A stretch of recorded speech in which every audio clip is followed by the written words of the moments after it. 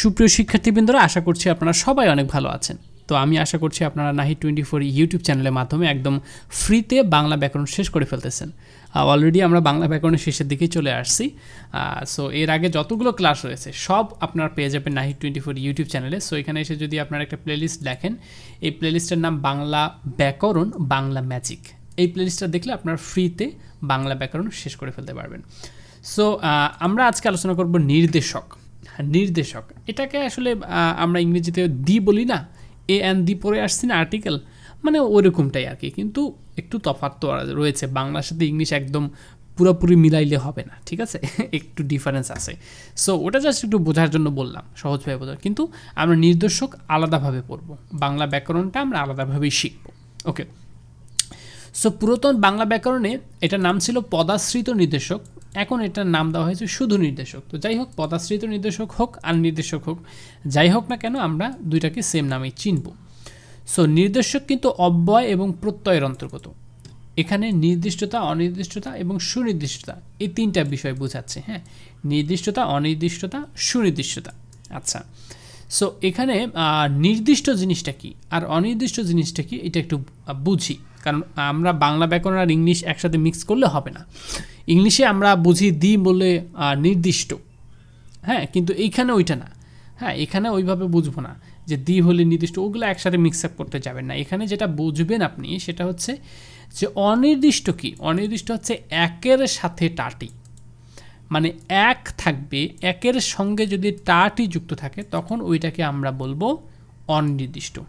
যেমন একটি দেশ, একটি গাড়ি, এখানে একের সঙ্গে টি যুক্ত হয়েছে। হ্যাঁ, যদি একের সাথে টাটি যুক্ত থাকে তখন সেটা হবে অনির্দিষ্ট। যদি বলা হয় একটি দেশ, এখানে কোন ধরনের নির্দেশক রয়েছে, এটা হচ্ছে অনির্দিষ্ট, কারণ একের সঙ্গে টাটি যুক্ত রয়েছে। আচ্ছা, অনির্দিষ্টর আর একটা ব্যাপার রয়েছে, এটা পরে বলি, তার আগে নির্দিষ্টটা একটু বললি। সেটা হচ্ছে এক ছাড়া অন্য কোনো সংখ্যার সাথে যদি টাটি যুক্ত থাকে তখন সেটা হয়ে যায় নির্দিষ্ট। যেমন 3টি টাকা, 10টি বছর, এই 3টি এটা কিন্তু এক না, একের চেয়ে উপরে 2, 3, 4, 5, 6 এগুলোর সাথে যখন টাটি যুক্ত থাকবে তখন সেটা হয়ে যাবে নির্দিষ্ট। 3টি টাকা, 10টি বছর। ওকে, সো আশা করছি বুঝতে পারছি যে নির্দিষ্ট এবং অনির্দিষ্ট এটার মধ্যে তফাৎটা কি, এটা কি জিনিস। সো অনির্দিষ্টর মধ্যে আরেকটা ছোট একটা বিষয় আমরা জেনে নেব, যে নিরর্থক বা ঢং যদি বোঝায়, আর ঢং বোঝেন না, ঢং ঢং করে না মেয়েরা, ওরকম নিরর্থক বা ঢং যদি বোঝায় তখন সেটা হয় অনির্দিষ্ট। যেমন সারাটি সকাল তোমার অপেক্ষায় বসেছিলাম। এখন একটা মেয়ে বলল যে সারাটি সকাল তোমার অপেক্ষায় বসেছিলাম। এখন সারাটি সকালের মধ্যে সে আসলে কতখানি যে বসেছিল, হতে পারে সে 5 মিনিটও বসেছিল, হতে পারে সে বসে অপেক্ষাই করে নাই। মেয়েরা অনেক সময় হয় কি, যদি তোমার আগে 2 মিনিট আগেও এসে বসে থাকে তাও এসে বলবে আমি তোমার জন্য আধা ঘন্টা ধরে বসে আছি। সো এরকম সে আসলে যে কতক্ষণ বসেছিল সেটা তো এক্স্যাক্টলি সে বলতেছে না, সে বলতেছে সারাটি সকাল তোমার অপেক্ষা বসেছিলাম। তার মানে কি, আমরা আসলে বুঝতে পারতেছি না যে আসলে কতক্ষণ বসেছিল, অনির্দিষ্ট। এই নিরর্থক বা ঢং বোঝালে অনির্দিষ্ট হয়। হ্যাঁ, মেয়েটা যখন এরকম বললো যে সারাটি সকাল তোমার অপেক্ষায় বসেছিলাম, তো ছেলেটা তো বুঝতেই পারতেছে যে আসলে ঢং করতেছে। তো সে তখন রিপ্লাই দিল, তোমার এসব ন্যাকামিটা রাখো, তোমার এসব ন্যাকামিটা রাখো।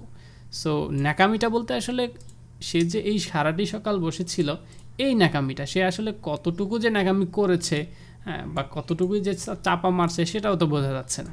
এই জন্য ওই ন্যাকামিটা ওখানটা এটাও আসলে অনির্দিষ্ট, কারণ তার ঢংটাও যেহেতু বোঝা যাচ্ছে না, তার চাপাটাও যদি বোঝা যাচ্ছে না, তাহলে তার ন্যাকামিটাও বোঝা যাচ্ছে না, তাহলে সেটা আসলে কি হয়ে যাচ্ছে, অনির্দিষ্টতাই হয়ে যাচ্ছে। আচ্ছা, আর সুনির্দিষ্ট কি, সুনির্দিষ্ট হচ্ছে নির্দেশক সর্বনামের পর টাটি যুক্ত হলে সেটা সুনির্দিষ্ট হয়ে যায়। নির্দেশক সর্বনাম, নির্দেশক সর্বনাম হচ্ছে এ, ও, এগুলো হচ্ছে নির্দেশক, সেই, এই এ, ও, সেই, এগুলো হচ্ছে নির্দেশক সর্বনাম। এগুলোর সাথে যখন টাটি যুক্ত হয়, যেমন এটি যেন কার তৈরি, সেইটি ছিল আমার প্রিয় কলম, এটা না ওটা আনো, এটা নয় ওটা আনো, এই যে এক্সাম্পল, এটা ডাবল হয়ে গেছে। সো এই ধরনের এক্সাম্পলগুলোই হচ্ছে সুনির্দিষ্ট। কারণ হচ্ছে কি, কারণ যখন আমরা কাউকে বলবো ওটি যেন কার তৈরি, তার মানে ওই জিনিসটা আমার সামনে আছে, অথবা ওই জিনিসটাকে আমি চিনি, জানি, বুঝি, এই জন্য এটা সুনির্দিষ্ট। সেইটি ছিল প্রিয় কলম, এটা মানে হচ্ছে যে কলমটা তার সাথে রয়েছে বা সেই কলমটা সম্পর্কে সে জানে, সে চিনে জিনিসটা ভালোভাবে জানে শুনে, এই জন্য সে বলতেছে সেইটি ছিল আমার প্রিয় কলম, এটা নয় ওটা আনো। তার মানে সে এটাও জানে ওটাও চিনে, দুইটাই জানে ভালো করে জেনে, জানার পরে সে বলতেছে না এটা নিও না ওইটা আনো। তো এই জন্য এগুলো হচ্ছে সুনির্দিষ্ট। নির্দিষ্ট সর্বনামের পর টাটি যুক্ত হলে সেটা সুনির্দিষ্ট হয়ে যায়। আচ্ছা, গোটা শব্দের আগে বসে এবং খানাখানি শব্দের পরে বসে। গোটা শব্দের আগে বসে এবং খানাখানি শব্দের পরে বসে, এবং এখানে নির্দিষ্ট অনির্দিষ্ট দুইটাই বুঝায়। তো এটা আমরা মনে রাখবো, গোটা শব্দের আগে বসে, যেমন গোটা দুই, দুইয়ের আগে কিন্তু গোটাটা বসছে, দুই গোটা হয় নাই কিন্তু, ঠিক আছে। আর খানাখানি শব্দের পরে বসে, যেমন দুখানা, এই খানাটা কিন্তু দুইয়ের পরে বসছে, দুখানা। একখানা, এখানে খানাটা কিন্তু একের পরে বসছে, আগে বসে নাই, খানা এক হয় নাই। তার মানে গোটা শব্দের আগে বসে এবং খানাখানি শব্দের পরে বসে, এবং এখানে নির্দিষ্ট অনির্দিষ্ট দুইটাই কিন্তু বোঝায়। যেমন গোটা দুই কমলা লেবু আছে, গোটা দুই কমলা লেবু আছে। তো এখানে গোটা দুই কমলা লেবু আছে এর মানে এমন না যে এক্স্যাক্টলি দুইটা কমলা লেবু আছে, হ্যাঁ দুইয়ের আশেপাশে মানে অল্প একটু আছে, এটা বোঝাচ্ছে, অনির্দিষ্ট বোঝাচ্ছে, মানে ভাবটা বুঝতে হবে, ঠিক আছে।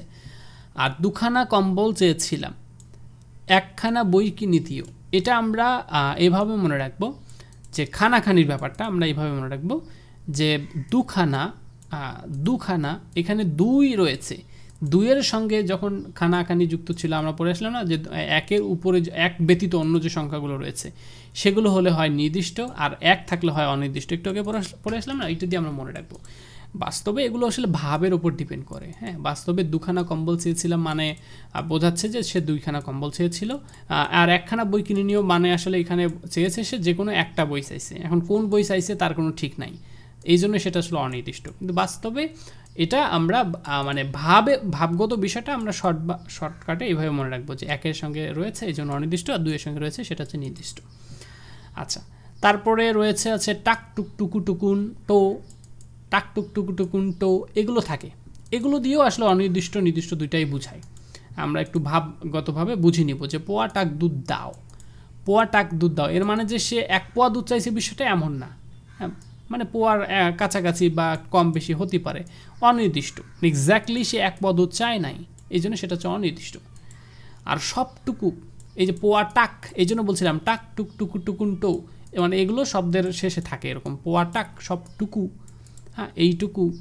সো সবটুকু যখন বলবে, সবটুকু ওষুধ খেয়ে ফেলো, সবটুকু যখন বলবে তার মানে কি, তার মানে কতটুকু ওষুধ ছিল সেটা আমি জানি, কতটুকু ওষুধ ছিল সেটা আমি জানি, জানার পরেই তো বলতেছি যে সবটুকু ওষুধই খেয়ে ফেলছে।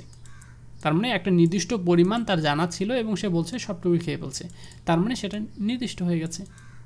আচ্ছা, বিশেষ অর্থে কেতা তা পাটি নির্দিষ্ট হয়ে যায় বিশেষ অর্থে। যেমন আমরা 10 টাকায় 5 কেতা নোট, 10 টাকায় 5 কেতা নোট, এটা আমরা মনে রাখবো যে কেতা তা পাটি সবসময় নির্দিষ্ট অর্থেই ব্যবহৃত হয়, এটা আমরা প্রথমে মনে রাখবো। 10 টাকায় 5 কেতার নোট, 10 টাকায় যে 5টা নোট হবে আর 2 টাকার 5টা নোট হবে সেটা সবাই জানে। তোমার 10 কেতা জমি কিনতে চাই, মানে তোমার 10 খণ্ড মানে জমি কিনতে যাচ্ছে একটা, হ্যাঁ। 10টা কাগজ দাও, 10টা কাগজ দাও। সো কাগজের ক্ষেত্রে তা ব্যবহৃত হয়, এটা আমরা হয়তো এখন ব্যবহার করি না, কিন্তু ব্যবহার হতো এক সময়। তো এই ধরনের কেতা তা পাটি সবসময় কি হয়, নির্দিষ্ট অর্থে ব্যবহৃত হয়। তো এরকম যদি আমরা দেখি যে 5 কেতা, 10 কেতা, তা, পাটি, পাটি মানে জোড়া, এক পাটি জুতে ছিঁড়ে গেছে, হ্যাঁ। সো এরকম যদি হয় তখন আমরা সেটাকে নির্দিষ্ট হিসাবেই ধরে নিব। ওকে, এখন আমরা আরেকটি জিনিস জেনে নিই যে জন শুধু মানুষের বেলায়, হ্যাঁ, জন নির্দেশক ব্যবহার করা হয়, মানুষের বেলায় শুধুমাত্র এই জন নির্দেশকটা ব্যবহার করা হয়, যেমন বিজ্ঞজন, লোকজন, অনেকজন, কয়েকজন, এতজন, পণ্ডিতজন। সো এটা আমরা মনে রাখবো। আর হচ্ছে সংখ্যার সঙ্গেও জন নির্দেশক ব্যবহৃত হয়, সংখ্যার সঙ্গেও একজন রাজা, দুজন ডাক্তার হয়, কিন্তু আলটিমেটলি যখন একজন রাজা বলবে তখন কিন্তু ওই মানুষের জন্যই কিন্তু ব্যবহৃত হচ্ছে, হ্যাঁ, একজন রাজা। সো একজন রাজা, রাজাকেই কিন্তু আইডেন্টিফাই করতেছে, দুজন ডাক্তার। সো সংখ্যার সঙ্গেও জন নির্দেশকটা ব্যবহৃত হয়, কিন্তু মনে রাখবো যে জন কিন্তু মানুষের বেলায়, মানুষের জন্যই কিন্তু এই নির্দেশকটা ব্যবহৃত হয়। সো অধিক সংখ্যার বেলায় জন নির্দেশকটি পরে আলাদা শব্দের মতো বসে, হ্যাঁ, হতে পারে এরকম 5 জন, 25 জন, 45 জন। আর যখন অধিক সংখ্যা হবে, এখানে একজন দুজন ছিল বিধায় এখানে আমি এ আর ক লিখছি, দু লিখছি, কিন্তু যখন বেশি হবে তখন আমরা এরকম লিখবো 5, 25, 45 এভাবে লিখতে পারি, ঠিক আছে। সো এরকম হয় অনেক সময় পরীক্ষা আসে যে মানুষের বেলায় শুধুমাত্র মানুষের বেলায় কোন নির্দেশকটা ব্যবহৃত হয়, তখন আসলে লিখতে হবে জন। হ্যাঁ, বুঝে শুনে এগুলো দিয়েছি, আসে পরীক্ষায়, আসতে পারে, এই জন্য তো দিয়েছি, তাই না? সো আশা করছি আপনারা সবাই আমার বাংলা ম্যাজিক বইটা সংগ্রহ করবেন, বিশেষ করে বিশ্ববিদ্যালয়ে ভর্তি পরীক্ষার্থীরা। আমার 3টা বই রয়েছে, Bangla magic, English magic, GK magic, এগুলো সংগ্রহ করবেন। আশা করছি আপনারা ঘরে বসে কোনো ধরনের টিউটর ছাড়াই ঘরে বসে আপনারা বাংলা, ইংরেজি, জিকে শেষ করে ফেলতে পারবেন। আর আমার Nahid24 ইউটিউব চ্যানেলটা তো ফলো করবেন, এখানে ওই ক্লাসগুলো, প্রতিটা বইয়ের ক্লাসগুলো প্লেলিস্ট আকারে সাজানো আছে। এছাড়া আমার অ্যাপটা ইনস্টল করতে পারেন প্লে স্টোর থেকে, Nahid24। এখানে আপনারা সবগুলো ক্লাস সাজানো গোছানো পেয়ে যাবেন, পরীক্ষা দিতে পারবেন ফ্রিতে, মানে একদম অসাম একটা অ্যাপ। সো আশা করছি আপনার ক্লাসটা অনেক ভালো লেগেছে এবং এর পরবর্তী ক্লাসগুলো অবশ্যই উপভোগ করবেন। যদি কোনো ক্লাস মিস করে থাকেন তাহলে Nahid24 চ্যানেলে যাবেন, গিয়ে প্রত্যেকটা ক্লাস সিরিয়াল অনুযায়ী ওখানে সাজানো রয়েছে, এক এক করে দেখে নেবেন। দেখা হচ্ছে নেক্সট কোনো টিউটোরিয়ালে, ততক্ষণ সবাই ভালো থাকুন, সুস্থ থাকুন, আল্লাহ হাফেজ।